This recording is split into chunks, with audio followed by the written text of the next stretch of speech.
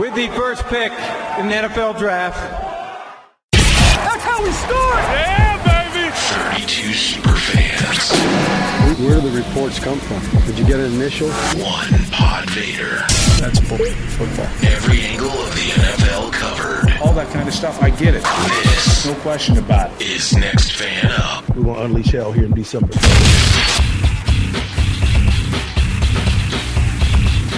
And here we go. It is the Next Fan Up NFL Draft Recap Edition. We are going to go team by team, both conferences. We have 5 super fans here. And, in addition to me, your Kansas City Chiefs super fan, I am Nick. I am still recovering from a long weekend of draft. I've actually worked through the week. Hope you guys were able to relax a bit.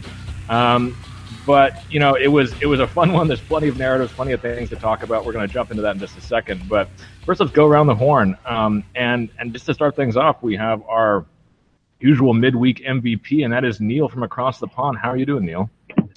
Hey, guys. Great to be back on. Enjoyed your show at the weekend. And, hey, let's get down to those undrafted free agents.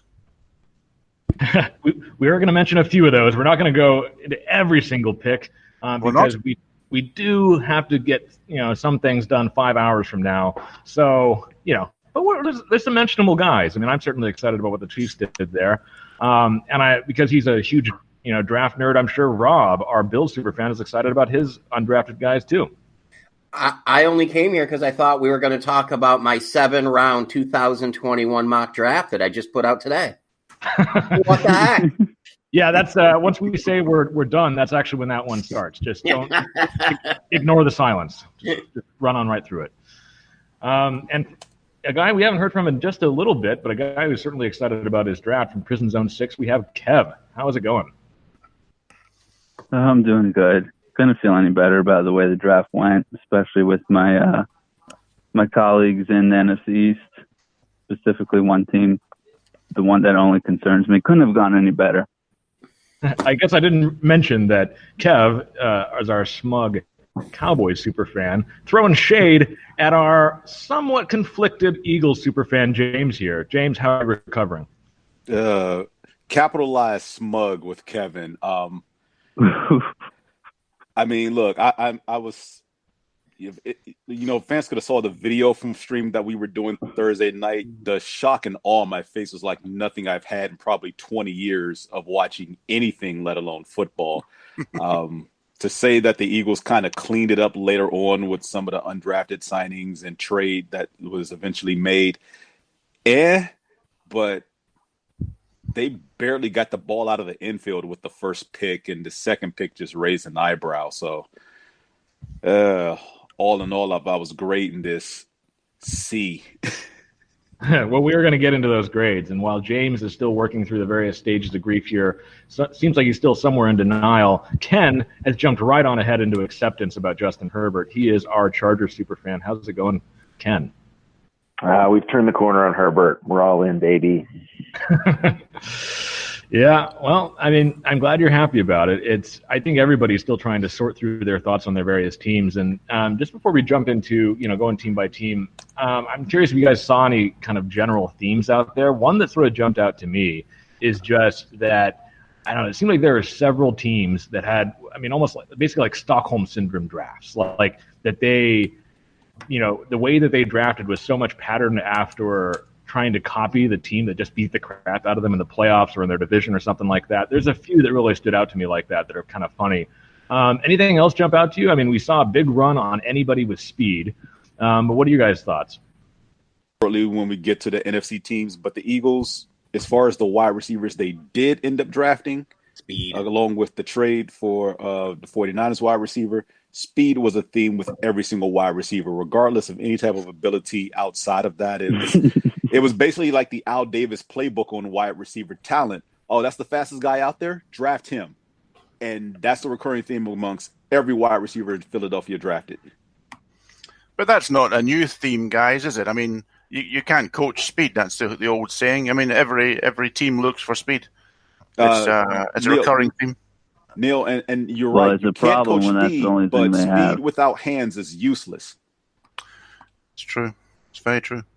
I don't know. Ted Ginn's had quite a long career here, and we actually have a new addition to the pod already. Just joining in here is Monty. I'm not sure if he's fully in the channel just yet, but Monty, my nemesis, the Raiders superfan, now rounding out almost the entire NFC or AFC West rather. Monty, you're still muted, which is good. That's generally how I prefer you, but I'm glad you're on. Maybe you're going to say something here soon. That is a bald-faced lie, and we all know it. There's Monty. Okay. Well, without further ado, let's start getting into these teams because there are 32 to touch on. So, by the way, if you hear any weird editing on either this episode or a future episode, it is possible we're going to split this into two each conference. So, if I'm claiming that we're all going to talk about all 32 teams and suddenly we don't touch upon the NFC at all, well, just know that episode's coming. Or maybe I'm just going to have to edit this out. We'll see. AFC today? Boo. We're starting with AFC. And I think, it's interesting some of the shifts we're seeing in just the power of divisions, and I'm just going to go with the division that had been the dominant division, at least in terms of sending a representative to the Super Bowl every year, up until this year, and that is the AFC East. We also have a member there. I'm just going to toss it to you, Rob, just to start out. I mean, it seems like although the Bills, effectively their first-round pick was Stephon Diggs, and they threw some mid-rounders at that too. And so, they didn't have the first-round pick, but it seems like they got pretty good value in sort of sitting pat later on with A.J. Epinesa falling all the way into the second. And, everyone wants to talk about the quarterbacks. You got Jake Fromm in the fifth. Competition there for Josh Allen? No, that's silly. He's quick. You know what, though? I think it's a good idea to have a backup who might be a halfway decent backup. If you're going to comp, Fromm, I think a fair comp to him would be Matt Barkley. Matt Barkley is the current backup for the number 2 for the Buffalo Bills. He's a free agent at the end of the year. He's making like $2.5 million. So you save yourself a couple bucks and you roll with Fromm as your backup for a few years, and that's okay. I liked what the Bills did draft wise. I think they just kind of let the draft come to them, take best player available. I don't think we really thought Epinesa was going to be there at 54. I thought that was good. He also fits kind of the McDermott defensive end. He likes a bigger, stronger defensive ends. If you look at what he's done in the past, this fits that for sure. You go in the third round, you take a running back to really complement Devin Singletary in Zach Moss. I think Zach Moss, if he didn't have an injury history, would have been in that mix with all those second-round running backs that went. So I thought they got him at kind of the perfect time. Addressed receiver a couple times. Gabriel Davis, I don't love, but he's he's a bigger receiver, 6'2", I believe, and can fight for the ball. It'll be interesting to see how he does kind of learning a little bit more of a route tree. He didn't really do too much at Central Florida as far as expansion of routes and things like that. They also added Isiah Hodges, who I think is the clone of, if you remember back in the day, Oronde Gadsden from the Miami Dolphins. Not the greatest player in the world, but someone who just kind of catch everything, bigger body guy. And I like what they did. They added a kicker, which I think is much needed 2 years in a row. I think that House Money wasn't really house money. He was kind of mediocre to bad. So, get yourself a kicker. I wish they would have drafted a punter, which is a weird thing for me to say, but, I'll take it. I think the Bills are the best team in the AFC East on paper, and it's not close. It's just, can we get past Bill Belichick and all he's capable of doing? One question about the quarterback situation there. Uh-huh.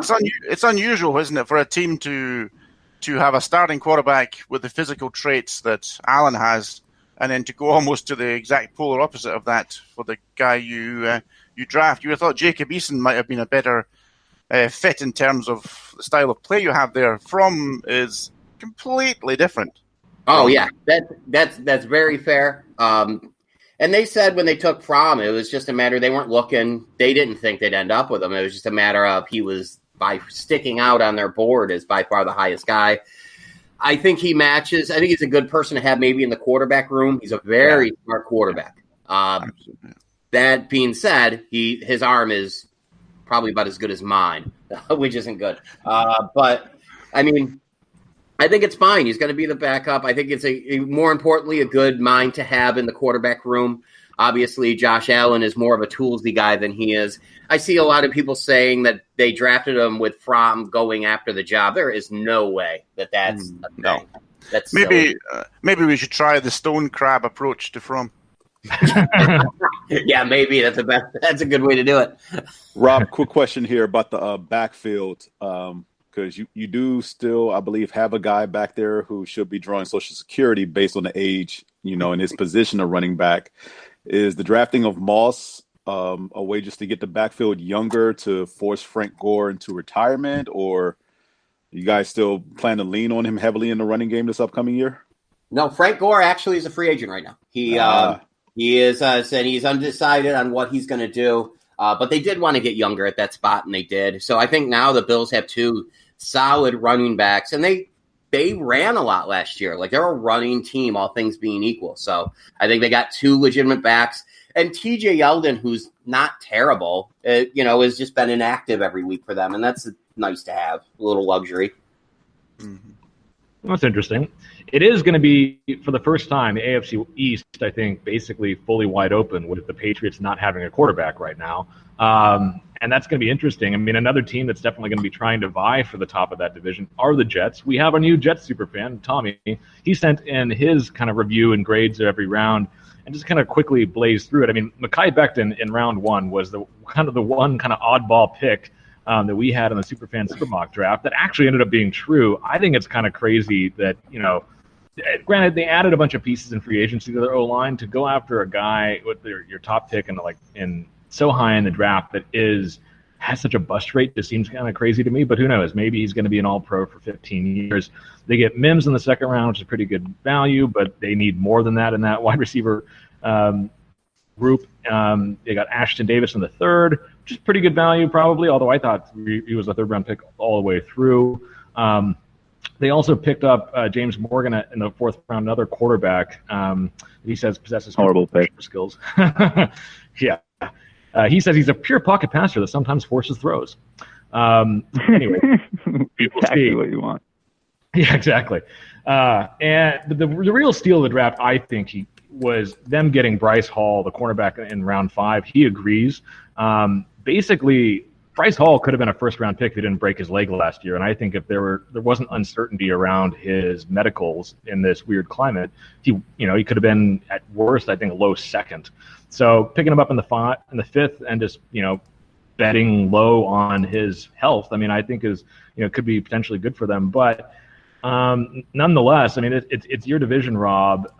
It still doesn't feel like they did quite enough to really close the distance behind the Bills.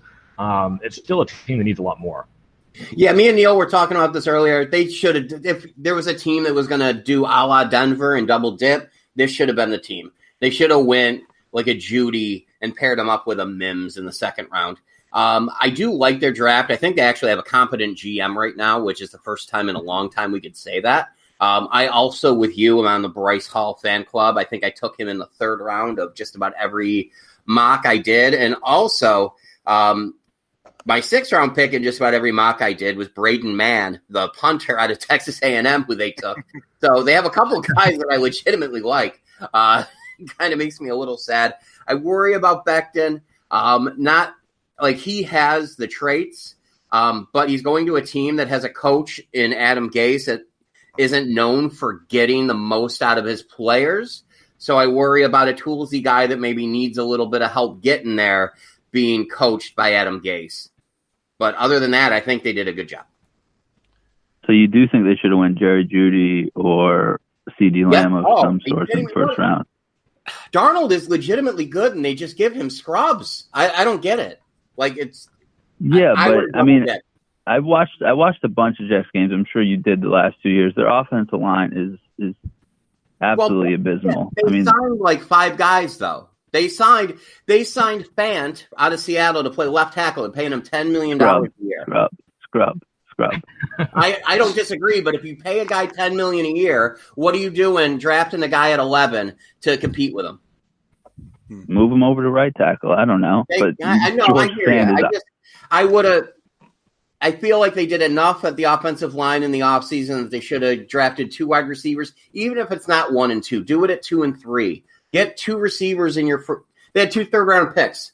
They out of their first 4 picks, 2 of them should have been wide receivers, in my opinion. Well, I mean, I guess maybe the strategy is the problem is if you get a whole bunch of good wide receiving talent, then you're not getting proper value out of your 6th-round rookie punter. That punter is going to be a contributor with the way that they're built this team. It's facts. Facts. I mean, they compared him to Shane Leckler on the ESPN broadcast. So, yeah, he's going to be in the league for about 20 years. Great pick. Yeah. Brandon Mann's a good punter. All right. He's a good punter. Well, that winds us around to the Patriots. Patrick sent in an extremely long write-up here. I'm going to try to jump around here. And then Todd replied to each one of the picks. Yeah. So they traded out of the first round and picked Kyle Duggar to start things off. They must have this. Those 2 guys, they must have this impression that we actually read it. Yeah, well, I mean, we are going to post all of these up on our Facebook group. So if anyone listening wants to hear more about what our superfans thinks about their team, for the ones who wrote things in, it'll be up there on the Facebook group, facebook.com/nextfanup. But they took Kyle Duggar, the safety, out of, I don't know, Division II somewhere, nowhere, in the 2nd round. I think that's a little high given how I just think it's difficult to evaluate a guy at playing at that low level of No, I'm not having that. Not having that. They made a lot of poor picks. They made a lot of poor picks, but that Duggar guy is an absolute star. Well, all right. You know, case closed. Next team. He shut. Yeah, Duggar shut down a bunch of guys who are going to be, selling insurance. Yeah, but you know when you watch any sport and you see some guy who's better than everybody else, it doesn't matter what competition it is. When you see a guy who's actually playing almost like a different sport, his position, Duggar will be a tremendous selection for the Patriots. Well, so if I were to go back to CYO basketball, should I be drafted into the NBA? No, you're a little bit too full of weed. Neil, do not air that shit out on Twitter, please. Sorry. All right. They also did pick 2 tight ends in the mid rounds and grabbed a potentially, right-wing militia member kicker. Yeah. Kind of interesting. He's going to fit in real well into the melting pot that is an NFL locker room. I mean, at least, I guess it takes something like that to make a kicker interesting is, a potential like terrorist tattoo. But, it is Donald Trump's team, though, isn't it? It is. I think the biggest, obviously, I think most people's takeaway from this was the lack of a move for a quarterback, rather, and really not investing heavily in wide receivers. They did sign Marquise Lee right around the time of the draft. I don't know that fixes them. I mean, Marquise Lee reminds me it's kind of like a Mo Sanu level guy. I mean, they've been tacking on these castaways that are old. Is based on the way that they approach this draft, I mean, do we think that the Pats could legitimately be tanking for Trevor? No. I think they wanted to build up their defense. You look at their first 3 picks and it's, a couple guys coming off the edge and Ooch and Anthony Jennings. And then Duggar, I think, is, he's going to be able to kind of play all over. I thought Duggar could potentially get picked by the Bills as kind of like that big nickel player, and that's what he can do. But you look at the rest of it and it's, it's not inspiring. I don't think they're tanking. They're going to have a good defense, but it's going to take all the quote unquote Belichick magic to get them to win 10 games this year, I think.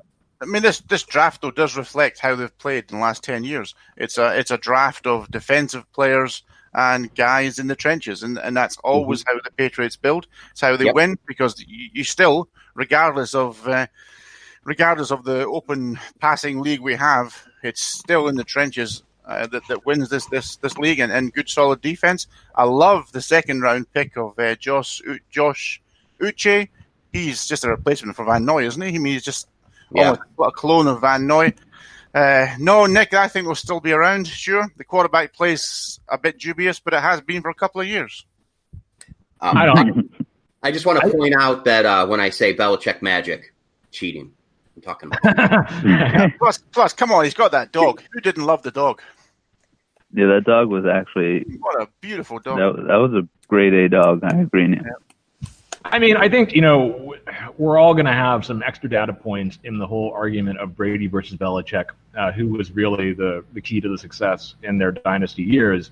But I think, I don't think anyone thinks that Brady is terrible. I think he's the kind of guy who's going to make the most out of most of the pieces you put around him. And he just did not have anybody to throw to last year. He still put up not terrible stats, but looked terrible in the process. And we talk a lot about, we're going to get to the Packers and how the Packers haven't drafted a skill position player other than Jordan Love in the last 15 years in the first round. It's kind of the same thing with the Patriots. N'Keal Harry was the only receiver I feel like they've drafted in the first 2 rounds maybe this whole time. And now I don't think, you don't have a Brady. You don't have a guy who you think is going to actually elevate the pieces around him. I don't know. I just... But it's old school against new school. Imagine this dog of Belichick's is going to go around and piss on Cliff Kingsbury's lawn, and that's the image of the NFL going forward. That's dangerous because Cliff Kingsbury is clearly a friend of the cartel. Yeah, they're gonna retaliate. You see that house, man? Yeah, it seems like he probably has no more money left. for just over $4 million, huh? Not for that house. Yeah, not bad. I mean, it was a beautiful house. Used in the movie Blow back in the day. I bet it does have an airstrip out back, just in case they need to make it get away. It looks like the sort of house that's made a few movies over the years. But speaking of cocaine dealing, let's move on to Miami. Good one. They were the team that was picking the highest out of this group. They are the ones that won the Tua sweepstakes, much to Ken's chagrin. And they had an interesting draft. I mean, I feel like they were not a team that would seem to be maximizing, quote unquote, draft value with every single one of their picks. They kind of let things fall to them. It seems like they drafted a lot of role players. Just in the first round, obviously Tua, but then also tackle Austin Jackson, and then the corner whose name no one can pronounce, Noah Igbenogany. That's my guess at that. He apparently is a bit more of a slot guy, which is, if you're going for instant impact, they already have 2 good starting outside corners. So yeah, grab a guy you think you can throw into the slot. And they calling Byron Jones good these days. Yeah. Nick, if I may just throw something in here, sure. We haven't heard from him yet, but if any draft deserves an injury report, surely it's time for James. Yeah. It's not the regular season. I don't honestly care about injuries at this point, but I'm guessing you're worried about Tua. Look, he was deemed at least 80 to 90% coming into the draft. The hip, by all accounts, is perfectly fine. He did a mini pro day with himself and a couple of other draftees, 3 weeks ago? A lot of high throws in that pro day. Yeah, and, he looked good by all accounts from everyone that he sent the video out to. I don't think the question is, how many times did he film that pro day? We don't know. Look, for however much footage they took and sent out there, all 32 teams had enough to make a solid evaluation. We all projected from the beginning of last year to the end of the season throughout the playoffs, Miami was taking Tua at 5, no matter what. They got their guy. They can build around him. They don't have to even start him this season because they still have that bearded guy from Yale. And they're going to let him start. At some point in the season, they'll bench him and start Tua. So, okay, James. James. Sure. How many games does Tua start this year, James? Do you think 4? I'd say 5? At least 3. 4. Yeah. I just want to say, good for Andy, because he was posting, I feel like, all year, this really angry iPhone note. This really angry iPhone note about how the Dolphins weren't going to get Tua, and it's going to be the worst thing ever, and we're going to lose the coach, and we're going to have Herbert, and blah, blah, blah. And you know what? They did the opposite of that, and they got probably the best draft. So, you know what, Andy? Good for you, buddy. You manifested this. Yeah, Andy be posting notes at like 3:30 in the morning, copying and pasting that note, making you think that he's down in Miami. So many squabbles he gets in with Dolphins Twitter. It's hilarious. Going back to the draft of the Dolphins, though, Nick, I was concerned with the Austin Jackson pick. I think he's got the potential to be a really good player, but I don't think he's strong enough as yet for the NFL. I think he's way off. Reminds me of Garen Christian, who the Redskins drafted 2 or 3 years ago. Good technical player, but just not strong enough. Yeah, well, I've never heard of him. That's a bad sign. The one, I guess, advantage to maybe having this kind of extended or at least a delayed actual season is maybe that gives them a chance for him to beef up a bit. We'll see. I actually really like the pair of D linemen they picked in the 5th round, Jason Strowbridge and Curtis Weaver. I thought that was good value for both those guys. And if nothing else, I trust Brian Flores to be the kind of guy who can build up a defense. It's going to take a little bit of time, but I think they did a good job of just plugging guys in everywhere, and they had needs everywhere. And so it's going to be an interesting team because there's going to be so many rookies starting for it whenever this season opens up again. And Nick, to that point, you look at the Dolphins draft, 6 linemen total, 3 offensive, 3 defensive.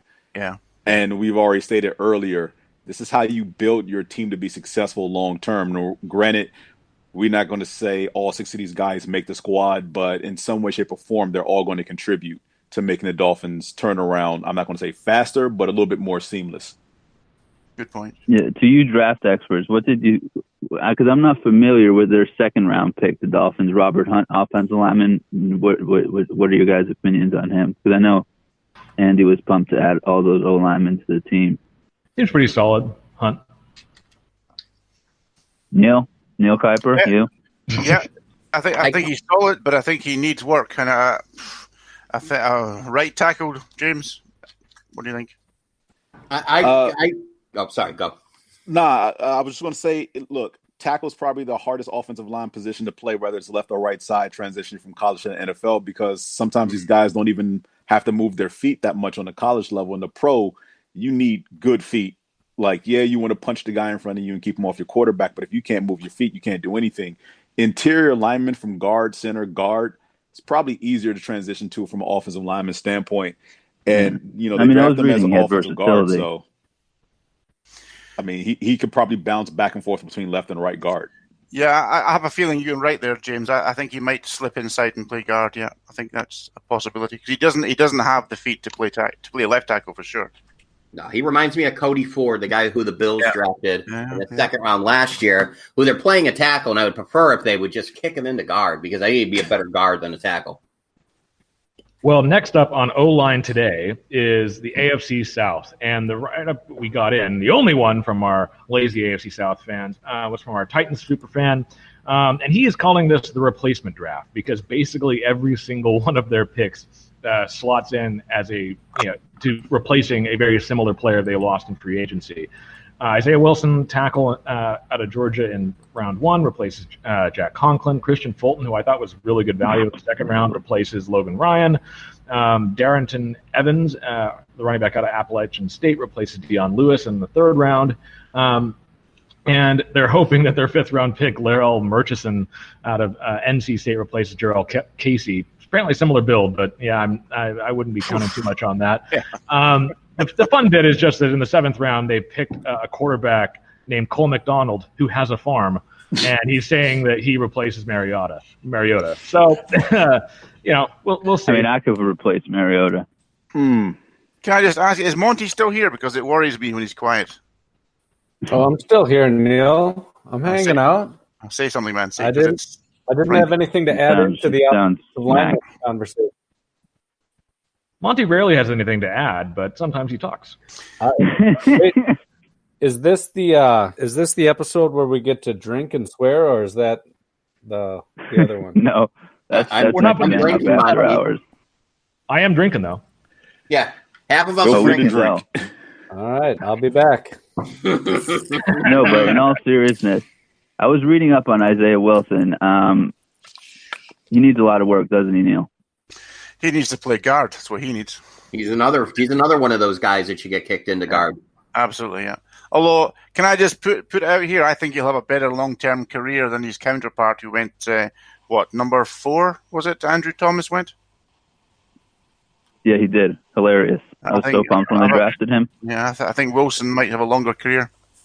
Interesting. So many better O-linemen out there, and I was just praying they didn't draft Simmons to the Giants because that guy's a monster, and they need all the help they can on defense. So, like I said, the NFC East couldn't have gone better for the Cowboys. But we're not doing the NFC right now for some reason, so I'll shut up. One other interesting note just about the Titans that is in the review here. He has been saying for a long time he thinks that the Titans have a secret deal with Clowney. They've just been waiting for the comp pick formula to not be engaged or whatever, which I think the cutoff there was a couple days ago. He says that with today. Yeah, okay, so there we go. So with Clowney, he says he loves this draft. Without Clowney, they're leaving gaping holes on that defensive line, so we'll see. I'm just thinking, I mean, there's actually several of our super fans that all seem to think they're getting Clowney. I wouldn't necessarily be counting on that, but is interesting for a team that, was in the AFC Championship game. They're turning things over to Tannehill and, trying to replace big guys with some rookie replacements. I mean, this is not draft, but let's be real. Do we actually think Tannehill is going to duplicate his season from last year? Because I certainly do not. Nope. It depends on the play calling standpoint and if the offensive line can duplicate the blocking protection it gave in the running game for Derrick Henry and allowing him to bust loose again. But again, most of that production from him came late in the season as opposed to the beginning. So do they start off slow again like they did last year? Because what was it? They were 3-3 before Tannehill took over. Mm-hmm. I think you're absolutely right. 5, I think. Well, that's because Mariota was starting for the first 5 weeks. I think you're spot on, James. I think if they can get that running game going, get that offensive line, and their wide receivers played well, developed, the rookie guy played well. I can't remember his name now. Did they draft the wide receiver, the Titans, in this draft? They did not. Okay, that's good because Corey Davis is a bust and A.J. Brown is he's decent, but other than that, they don't really have much, in my opinion. I guess that moves us on to the Colts. Indianapolis has had actually, I think, a pretty good offseason. If you're buying that Phillip Rivers can be, decent behind a decent offensive line. But their top picks here, they had 2 in the second round. They grabbed running back Jonathan Taylor out of Wisconsin and Michael Pittman, the wide receiver out of USC. Those are guys I think are both going to probably contribute. Those are great picks. Yeah, Taylor I think is going to join their running back by committee immediately. Pittman's a good receiver. And it is also interesting that they do have at least somewhat of a backup plan for Rivers. I assume they're going to get rid of Jacoby Brissett at some point, but they did draft Jacob Eason in the 4th round. So at least there's someone to develop there. We'll see. Isiah Hodges, a cornerback in the 6th round, that was really good value. And all in all, I think this is a team that, in a very winnable division, is adding pieces that are going to help them win it this year. Yeah, it's cool to see a running back go to a team that actually has a good offensive line. I think the last time we saw that was Zeke Elliott, and he had a pretty nice rookie season. And also, we're talking about the Cowboys now? No, not the NFC yet. It's worth noting that Scotland is slowly taking over the world. We've got another Glasgow entering the league here, and Jordan Glasgow, who's I think his brothers play in the league, don't they? Isn't one of them a guard for Detroit? He signed with familiar. Jets this year, I think. But yeah, yep, it's a third Glasgow, so we're slowly taking over. But no Edinburgh, so not yet. They're coming. My only 2 cents on the Colts draft is I like Michael Pittman to contribute immediately because one of the issues that the Colts had last year is that while T.Y. Hilton was hurt, they had no one on the outside to throw to who can make a difference as far as consistently moving the chain, stretching the field, doing anything dynamic from the receiver standpoint. They basically had to load up on dump downs to the tight ends and the backs out of the backfield. And you can see the wear and tear on both of those positions because the wide receivers didn't step up. Yeah. Let's not forget, they did also draft Paris Campbell last year. He was just unfortunately hurt for the whole year. Well, so, you said, he was hurt for the whole year. The guys who were there after TY, though, they didn't do anything to help. Yeah. No, for sure. Yeah. They had an unfortunate injury bug because those 2 guys were hurt, and then also they signed Funchess to a weird 1-year, $15 million deal, and he got hurt. I'm like, his 4th play. $15 million. Yeah, it's crazy money. So they were rolling out XFL guys like Pascal and playing weird 3. Hey, Pascal won me a fantasy game one week, so don't diss on Pascal. He did have one good week, yeah. Yeah. As far as the quarterback 7 situation, receptions for 2 touchdowns. Briefly, though, as far as the quarterback situation, I don't know how this shakes out, especially for Jacoby Brissett. Like we already mentioned, they signed Phillip Rivers in the offseason. I think that's money wasted because Phillip Rivers over the last 2 years has looked horrible. I don't think there's anything left in the tank with him. He still throws the soul-crushing interception when you don't need it. I'm not going to say he's wildly erratic, but he's highly emotional on the field, and that his emotions drives a lot of his decision-making to where he believes he can force balls in there when he shouldn't. Well, let's not sugarcoat it. Phillip Rivers is terrible. The last 2 years sucked. He threw game-crushing interceptions to the Raiders secondary last year. Even Ken would admit that Phillip Rivers is I can't.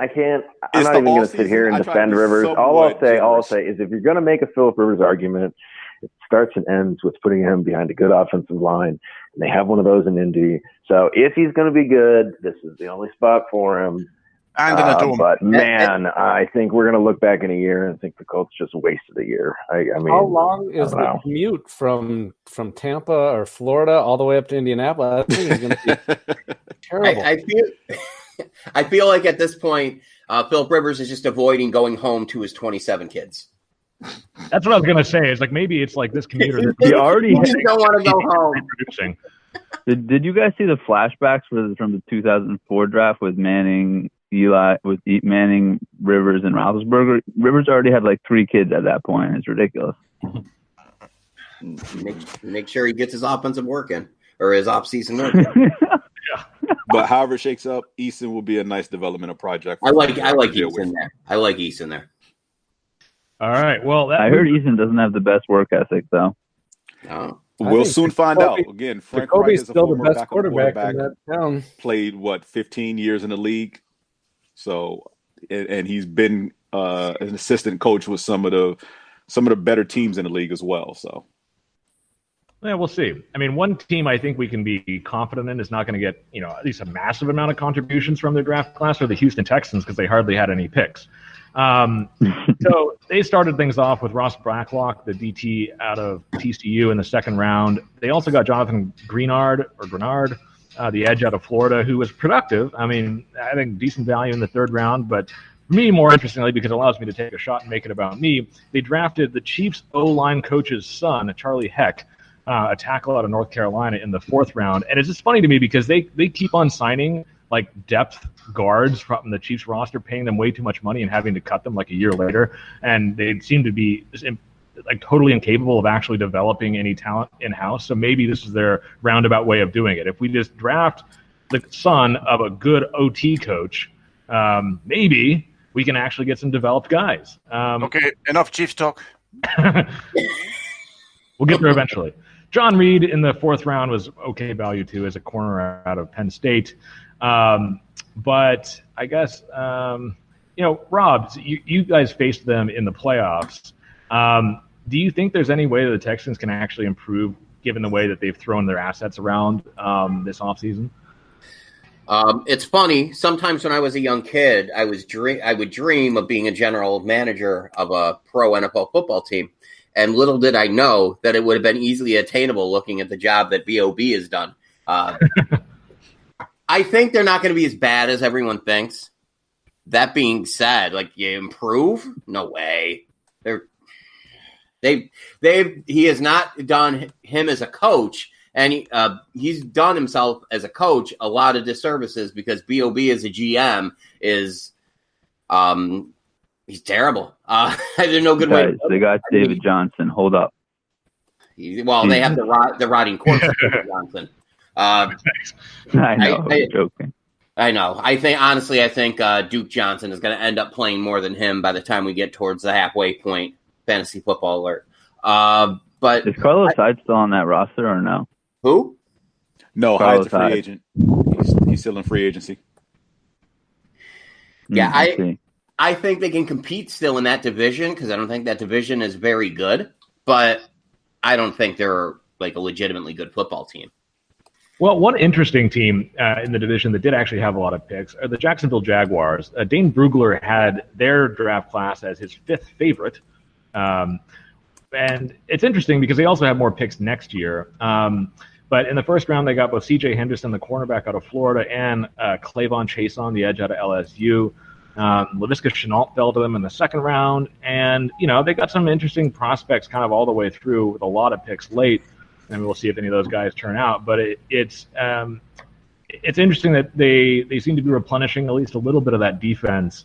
And maybe Shenault is the sort of guy that can give them something, but I think their wide receiver core needed a lot more than kind of a bit of a gadgety guy like him.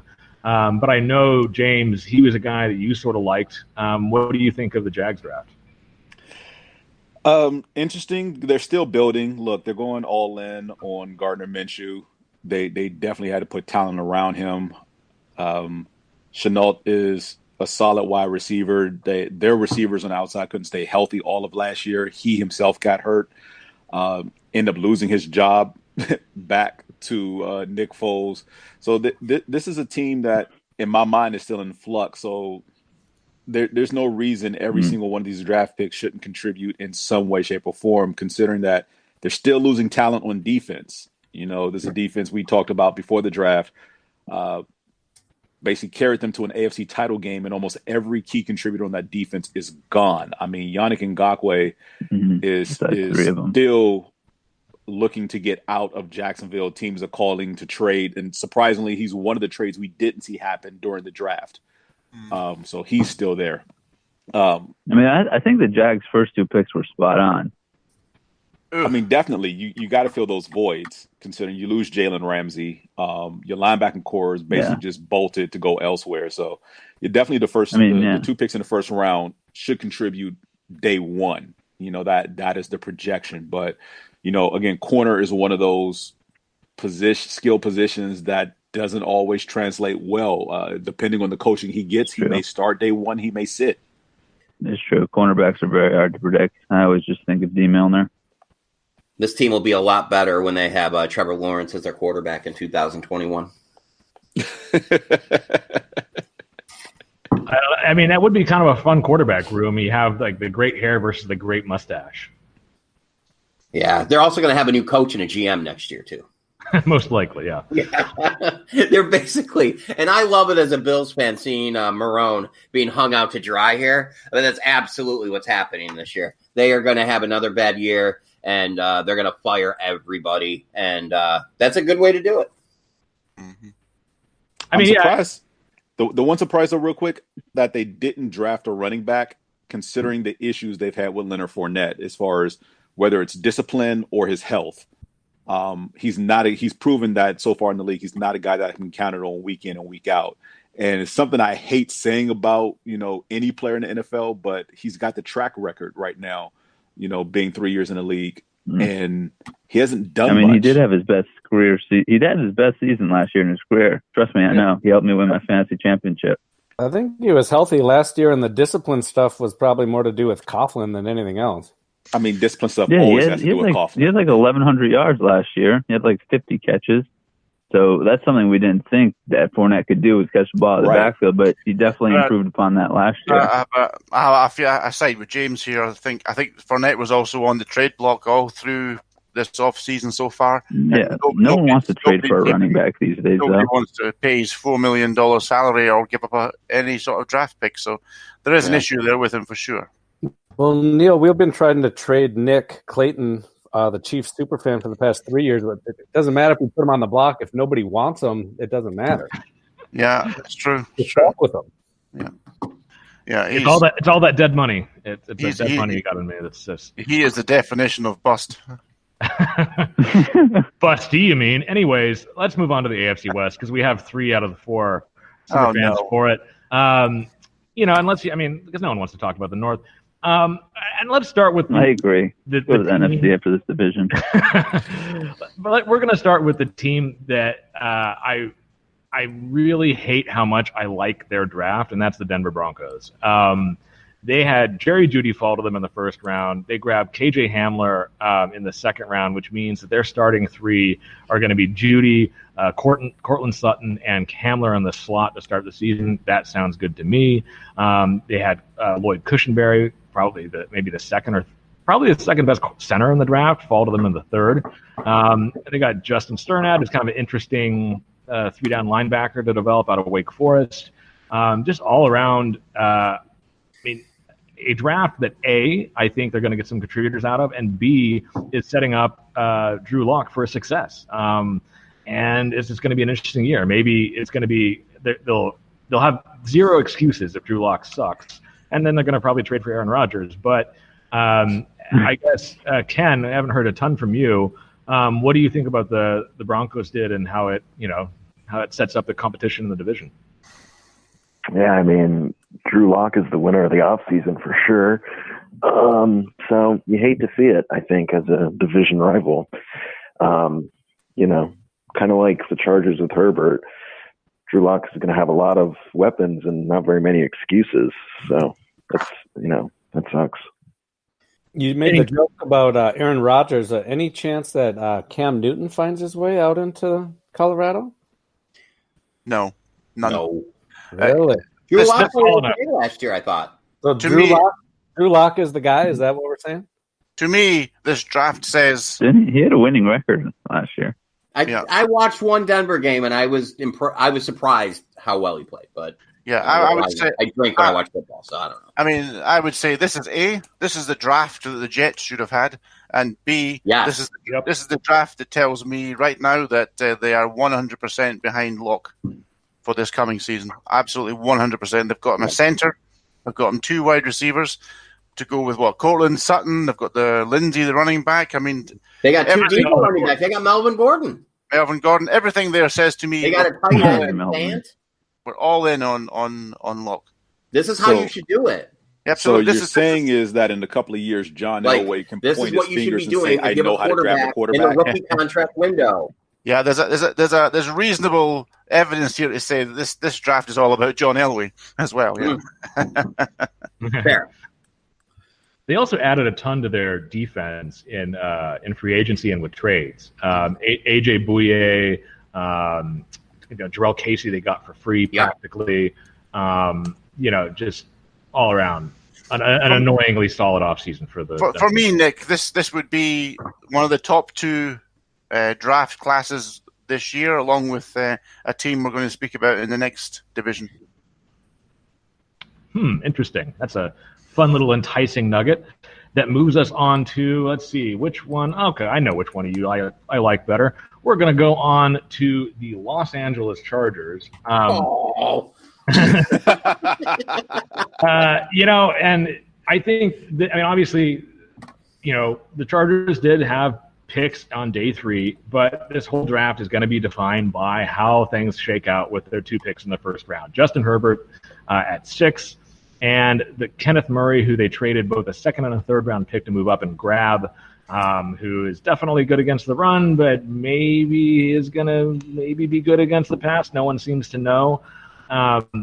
Ken, you say that you have made peace with Herbert and are now 100% believing that he's going to take you to the promised land. Do you think they added enough, though? It seems like throwing around picks for a linebacker, especially one that's specialized against the run, is weird value. That's kind of what the Chargers needed, though, is that enforcer-type linebacker. That was the only piece of the defense that we didn't really have, especially with Perriman's injury history. But yeah, no, I'm really excited about this defense. Kenneth Murray should fit right in. He should be a pretty decent defensive rookie of the year value. There's no reason to believe that he's not going to be a star on this defense. He's not going to be asked to do a lot. We like to play 7 defensive backs sometimes. So that's not really a concern of mine. I will say the Chargers really, really apparently love the Senior Bowl. I'm going to have to start paying more attention to that next year because it feels like every single one of our guys had a good Senior Bowl. And then the last thing is it was nice to see the NFL go speed crazy because then you have a, amazing wide receiver, like the best wide receiver statistically at Ohio State, career-wise, fall to the 7th round. So, I've never been excited about a 7th round pick before, but I'm pretty excited about KJ Hill. This is one of the things I hated the Herbert pick. I think he's going to be terrible, but I absolutely love the Murray pick. That is, you're right, Ken. I think you had Derwin James went all pro in his first year. This guy could be in the Pro Bowl in a year's time. That's a great pick. The last thing I'll say about Herbert is he has better weapons on the Chargers with Keenan Allen, Hunter Henry, and Mike Williams than he did at Oregon. So that doesn't happen a lot. Yeah, but he also had one of the best offensive lines in football at Oregon, with next year's number 1 overall pick playing at left tackle. We did not have a good offensive line, the Chargers, so that'll be interesting. And didn't help it in the draft. Right? Ken. And I heard Herbert's really good under pressure. Ken, do you think Herbert takes a job from Tyrod Taylor based on what's going on right now and what's presumably going to be a shortened offseason? Do you think he has enough time to win the job? Heck no. I mean, the Chargers didn't play Rivers for a full year. So I think we're going to be all Tyrod Taylor playing 10 to 7 games the whole season. So that's going to be really great. Really good for my anxiety. Also, before we move on to the next team, I do want to announce that breaking news: the Saints have signed Jameis Winston to a 1-year contract. Perfect place for him. Yep. I don't quite get it, but I guess it's going to pump up his value. He feels like he can go there for cheap and be Teddy Bridgewater. I mean, he goes there for a year and he gets to learn under Peyton, and Breeze. That's great. And next year he'll go out. This is a weird year for free agent quarterbacks because usually the market is tough, and it's there's not enough QBs to go around. This year there were more than enough QBs to go around. That's why you got a couple still lingering. So I think it's a perfect spot for him. Well, speaking of interesting spots, we're going to go over to the Las Vegas Raiders now. And I mentioned at the top of this thing that, I saw a few of these teams' drafts, like Stockholm Syndrome drafts, and man, does the Raiders draft come off that way. Henry Ruggs being the first wide receiver off the board out of Alabama, it's clear. Not only is this kind of, the ghost of Al Davis, but it's just obvious that the Raiders desperately want a Tyreek Hill, and they're trying to force it. I just don't see it. But anyways, I'll let Monty complain about it, because Monty may try to pretend like he likes this pick, but we all saw it live on Thursday. We know the truth. Damon Arnett, I guess if he's just the cornerback you liked out of that kind of third tier, fine, later in the first round. But Lynn Bowden as a wide receiver in the third round, and Brian Edwards as well. They need the help there, but I was really surprised there wasn't more help to this defense, Monty. You guys didn't go defense again until the 100th pick of the draft with Tanner Muse out of Clemson. How do you feel about your team? Well, first thing I'd just like to say I'm here for the jokes, so let's see what everyone's got. I'm really looking forward to hear what Neil has to say.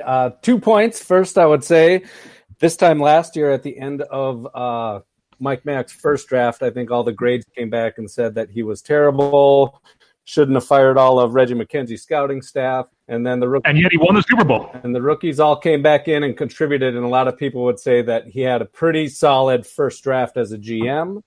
I'm hoping for something similar this year. Arguable whether or not they could trade back, especially at 19 for that corner. As far as Henry Ruggs is concerned, they had their pick of the big three. They could have taken anyone that they wanted. And for what Gruden and Mayock want to do, they chose Henry Ruggs and said, that's the guy who's going to do it. And, better to go out with the guy you want than to have to settle for who falls to you. And that was the wide receiver they wanted. So I'm going to not drink shots of tequila until I see him out on the field and see what he can do. The next guy that you mentioned too, Lynn Bowden, we've got him listed as a running back. I think he's going to play, he's going to kind of be that guy who comes in and does all those silly gadget whenever Josh Jacobs needs a breather.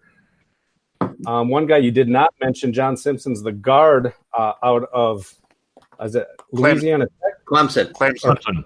Yeah, so out of Clemson, that Mayock likes his guys. I think that if Gabe Jackson gets traded and or who's the guy with all the mental health issues, the big guy? Incognito. Oh, Incognito. Incognito. He's like 48 years old, but he's still playing. So they've got a pretty good option at backup who isn't going to have to start right off the bat. And then the cornerback they took at the 5th round, I guess, Amik Robertson, I do like him. Yeah, I like Amik Robertson. He kind of started to get the same. What he did to Colin Johnson out of Texas. It's hysterical. He's getting the same kind of buzz that Mad Max got out of last year, where a lot of people are looking at his tape again, and they're all kind of excited about it. And I will say about Damon Arnett, which I didn't know at the time of the draft, he played all last year with a broken wrist. So I don't know. I'm going to reserve in Mayock we trust. I'm going to reserve all my final judgments until they play a little bit. But I do know that most of the ESPN sites are saying that the Raiders muffed it again, but let's see what happens. And then one other point to Neil before I throw it to you. You had said that they had went all in for the Broncos to show faith in Drew Lock. As someone who's been tweeting at me every time you see any news about a quarterback, wouldn't you say that the Raiders went wide receiver, backup running back, third wide receiver, and Brian Edwards, who should do pretty well if Tyrell Williams is hurt again next year? They're showing a little bit of confidence in Derek Carr? No, I think they're preparing for a quarterback next year. You've been saying that for 4 years now. I'll get it right eventually. 15 years. However, Monty, I'm going to, I like your draft. I think you mentioned down there in the lower rounds, John Simpson from Clemson. Now, this is a guy who is, he's got the turning circle of an ocean tanker. But I tell you, he is, once he gets his hands on you, you ain't going anywhere but down. He is a big, strong. We talked about Austin Jackson needing some strength. He could go and just extract some from Simpson because he's got too much of it. He is one strong guy. So he'll be good in your run game for sure. The guy that really interests me, though, in your draft, Monty, is Damon Arnett, the cornerback from Ohio State, who had a rather bizarre college career in the last year or two, wanting to play, not wanting to play. And now he comes back, and he comes out, gets into the first round. It'll be really interesting because I'm with you. I like Mayock. I think he did a solid job last year. And obviously a surprise pick at 19, but interesting. I mean, big school player. We'll see how he goes. He came out and said he didn't even try to take, the phone was ringing. He didn't even try to take calls to trade back. And then he kind of laughed as if to say Damon Arnett was his top cornerback on his board ahead of the other two guys. Like, Mayock really liked this guy. And at the end of the day, whether Cleve Farrell or Damon Arnett turn out to be terrible or good, that's going to kind of be what everyone remembers from Mike Mayock. Yeah, I mean, I wasn't an Okuda fan. I like Henderson a lot, but I don't think there's a lot between those guys and the cornerbacks that were taken later in the first round and into the second round. So it'll be really interesting to see how it goes. But I like your draft fine. Yeah, so suck it, Nick. I do want to point out, I've heard Henry Ruggs be called,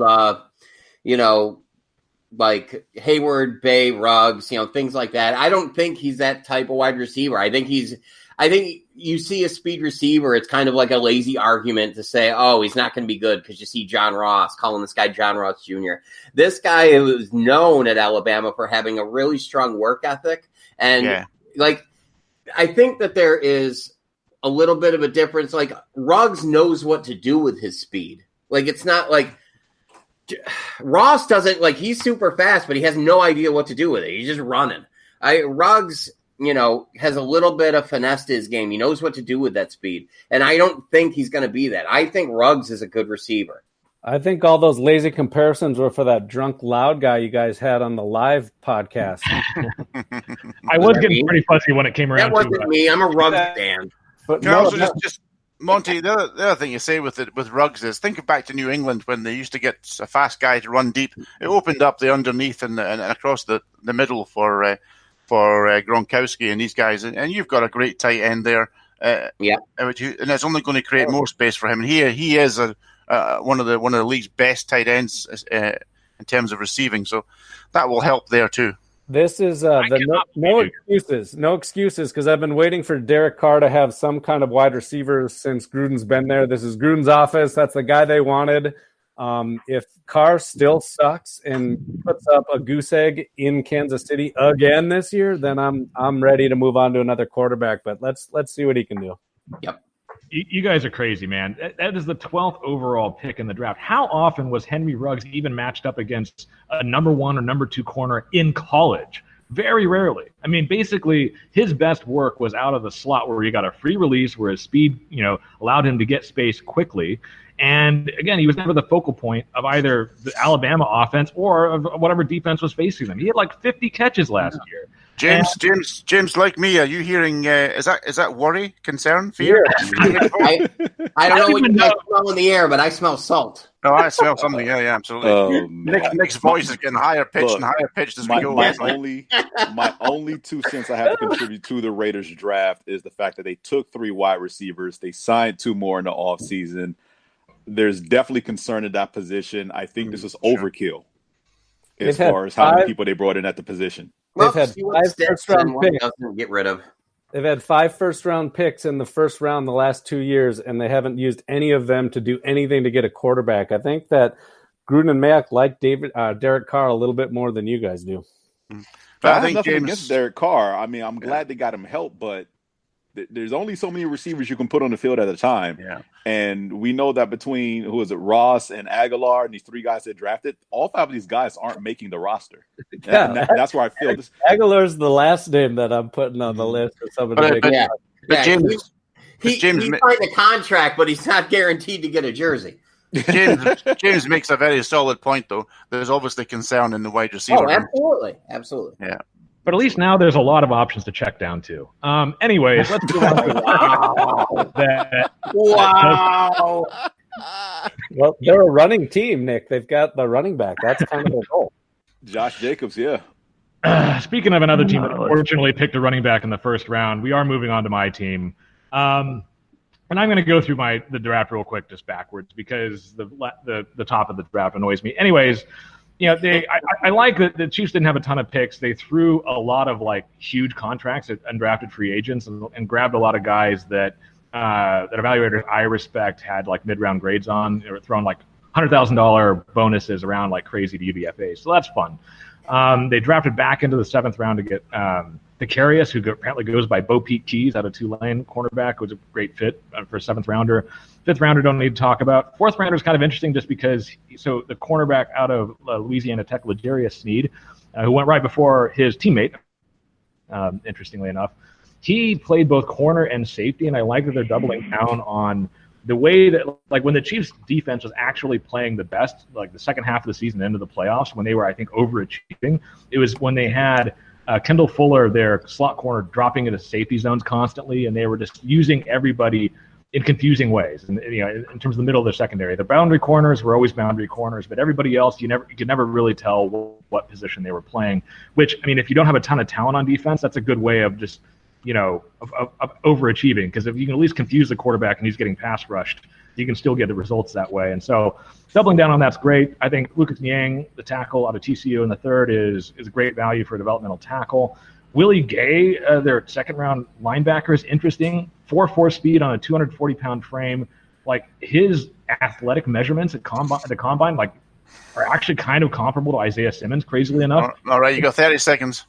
But the thing with him is obviously that, he's a freaking nutcase. He broke his quarterback's jaw right before a bowl game. So that's why he's at the bottom of the 2nd round. But, the Chiefs desperately need somebody who can actually run in their linebacking core. But that does bring us to the 32nd pick. And it's one of the more polarizing picks, I think, this sort of among draft nicks, just because it's almost like a Rorschach test. Old school football people love it. A lot of kind of national pundits like it because it's okay, we're maximizing Patrick Mahomes, but all the data analytics people hate it just for the value of drafting a running back in the 1st round. And I'm more on that side. I just, I don't even dislike the player. He's actually fun to watch and all that kind of stuff. I think he's a better Damon Williams, and getting a better Damon Williams with your 1st pick is not great value when they needed depth in a lot of other places and things like that. I just don't see how this moves the needle for them. And it kind of drives me nuts. But James, you're the old school football guy. What do you think about the Chiefs' picks here? The 1st pick, and even though I did, jokingly ask you that question, if you all were to draft a running back draft night, I don't hate it, but I don't exactly love it. I mean, Andy Reid pretty much told the kid he reminds him of Brian Westbrook. Better Brian Westbrook. Right. Is a very high compliment coming from Andy Reid. So this guy has a lot to live up to. I can see why Andy did it, because he likes stability in his backfield, no matter how much or how little he uses the running backs.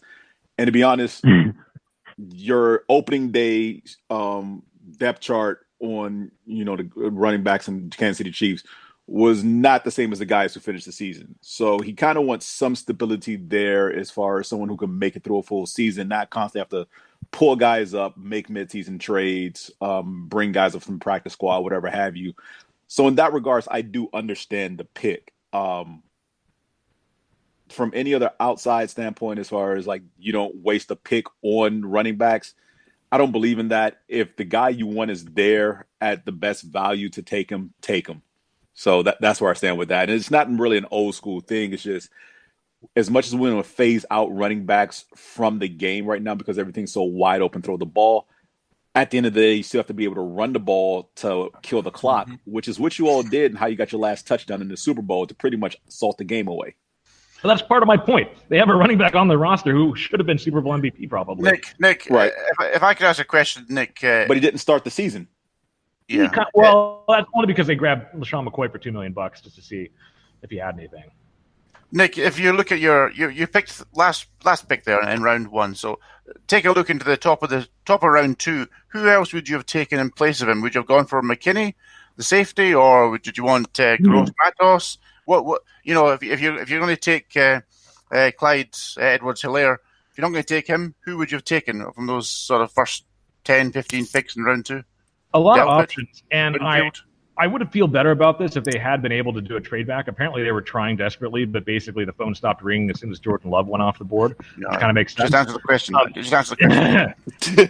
I would have taken who I took in the Superfan Supermock, which was T. Higgins, who went the next pick, actually. We went 33 overall. Okay. We haven't gotten to that team yet. And part of that is because I just think they should continue to be who they are, keep on pushing assets towards maximizing Mahomes and that wide receiver group. T. Higgins sit for a year, replaces Sammy Watkins next year because Watkins and Robinson are out the door. Now you're going to have to – they didn't draft any wide receivers, and so they are going to be losing a big chunk of their pass catchers. They're not going to be super deep there anymore. Yeah. And plus you've no idea what Tyreek Hill is doing right now, so it could be. I don't want to know what Tyreek Hill is doing right now, to be honest. Oh, come on.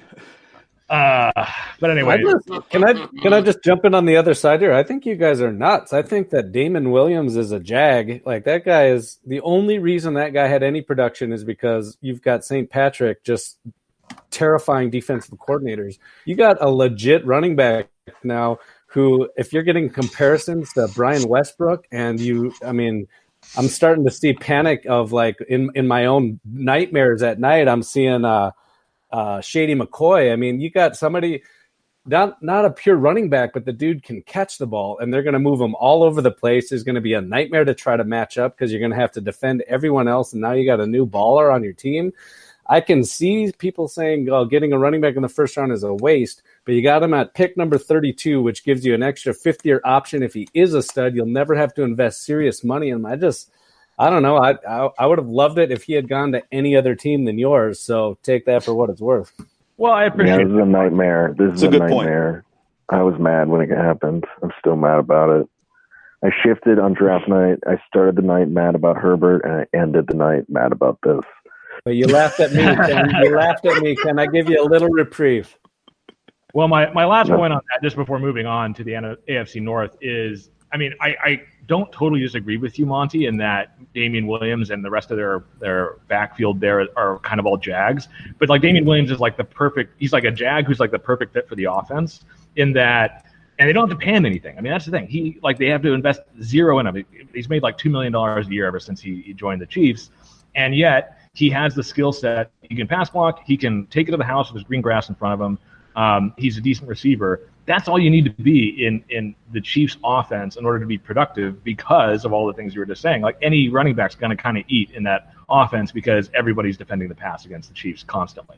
And so, I would just rather, if you're going to use your biggest asset in the draft, use it at continuing the dominance of that passing game rather than shifting that towards, that position where even a Jag can be productive. That's my thing. I think he is an asset in the passing game. He's going to be one of the best receiving running backs in the NFL, and it's going to suck. Well, I hope you're right. But moving on to the AFC North and the team that did pick the guy I would have picked, the Cincinnati Bengals. Obviously, they're the first pick in every round. Joe Burrow, not much to say about him. T. Higgins, I like. He's going to be an understudy for A.J. Green immediately. Logan Wilson is a good 3-down back, I think, in the third round. Akeem Davis-Gaither could be as well, although I hear that his medicals are really scary. And they grabbed, their 6th-round tackle guard, Akeem Adeniji. I was hoping the Chiefs would get, in part because he went to the University of Kansas. But anyways, I think it was actually a solid draft for the Bengals. I mean, I wouldn't mind to see them trade back and just get more picks just because they have a lot of needs. But I think, the Bengals, under decent stewardship, maybe aren't that far away from competing for that division. Am I crazy? Yes, probably a little bit, yeah. Just a tad. I think there's one thing we always get mixed up in this draft process. Because Joe Burrow happened to be the consensus number 1 pick, and we've all known for weeks, if not months, that they're going to take him, it doesn't mean we can't say they've had an absolutely fabulous draft. They've had a fabulous draft because they got their best quarterback coming out of college for a number of years, who had perhaps the greatest college football season for a quarterback that any of us have ever seen. So they got an A+ because they got the best guy in terms of Joe Burrow. The rest of the draft I really liked too. I thought they just did what it said in the tin. Get good players each draft, each round. Just make those good, solid selections. They got them all. They upgraded. Obviously, there were concerns about their linebacking core. They picked up 3 linebackers there. They've got T. Higgins, nice big target. To go with Auden Tate, who's also a big guy, and of course, if they get Green back, another great big guy. So help for the offense. They're going to get Jonah Williams back, who missed the whole season through injury. Yeah, that offense looks much, much better, and they got Joe Burrow, so this makes this an A+ draft for me. One of the 2 best drafts in this draft this year. But even that being said, they are maybe going to be able to compete for the 3rd place in the division. I don't know. It's fair. They're a year away. I do like what they did. And also, don't forget, they got Tyler Boyd. They have legitimate offensive weapons. And if they can block, they'll be okay. Mm-hmm. Yeah, to me, this draft looks like something they did several years ago when they took Dalton and Green, as their first 2 picks overall in the draft. Yeah. So same formula here, get the quarterback, get the wide receiver to pair with him and hope things work out. And granted, Dalton wasn't as highly touted as Burrow was, but he was at least supposed to be a competent quarterback to at least help them win a couple of division titles, and that never panned out in any way, shape, or form. And the talent they constantly threw around him, was wasted. Hopefully that doesn't happen to Joe Burrow. Maybe he fares much better. Maybe the front office does a better job of putting talent around Burrow and getting things to work out. I hope they get Neil's number 1 overall left tackle from Oregon, because their offensive line sucked last year, and it doesn't look like they did anything to help it here. Did they bring someone in from free agency? Because Joe Burrow is about to have... First-round pick from last year is going to be back. Yeah, Jonah Williams will be back. I think... I think it's a good transition into what was many people's favorite draft, still in the division, and for a team that probably didn't need that much help, in the Baltimore Ravens. They picked a ton of guys I liked. Patrick Queen in the 1st round, my favorite linebacker this particular class. They got J.K. Dobbins, the running back that I know Rob loves. Malik Harrison, a good 3-down linebacker, also out of Ohio State in the 3rd round. And then just, a bunch of other pretty good value picks kind of all over. James Proche, the wide receiver out of SMU in the 6th is really great value. I think,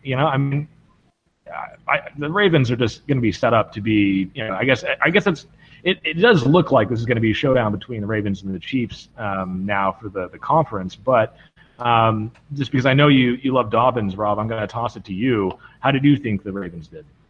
Oh, Ravens killed it. I don't think there's a question about did the Ravens do good. They were getting value like every which way. When you kind of look at their board. Patrick Queen, love it. Dobbins, love it. 3rd round getting a Metabuke, love that. I hate seeing a team so good adding so many good young players. In the 3rd round, DuVernay, another speed guy. To play wide receiver.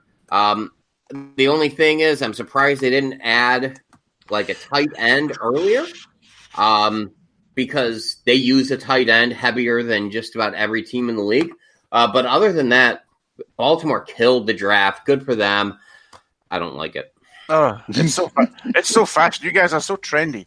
Honestly, just because it's fashionable to say Baltimore had a good draft. I mean, they picked that Devin Duvernay. I mean, yeah, he's a wide receiver. He's really fast. Just don't ask him to catch the ball. Oh, come on, Neil. He's better than that. It's a late third, too. Besides, Hollywood Brown is going to be creating space for him. At least it'll be scary when it hits him in the chest. Yeah, but he has worse hands than Jalen Reagor. Wow. Is that possible? Well, I think that James is offended. Exactly. Lamar doesn't throw to wide receivers anyway. They don't even really need one. But either way, it opens up space. Yeah. I have really nothing bad to say about the Ravens draft, just that I like 3 of their first 5 picks being on defense because that's probably they're holes in that front 7, and as good as they play when they're ahead, they can't make a difference when the game is close. In that front 7 to turn things around, to shift possession back to the offense. And we saw that pretty much in their lone playoff game where, Henry is basically just getting rammed down their throat on play after play after play. And they could do nothing to stop him or slow him down, create a third down situation where they could actually get off the field. I mean, it seemed like every third down in that playoff game was manageable for Tennessee to get the first down because it always looked like 3rd and 3, 3rd and 2, 3rd and 1. So they weren't doing anything on the earlier downs to slow him down, and they weren't doing anything where it counted most.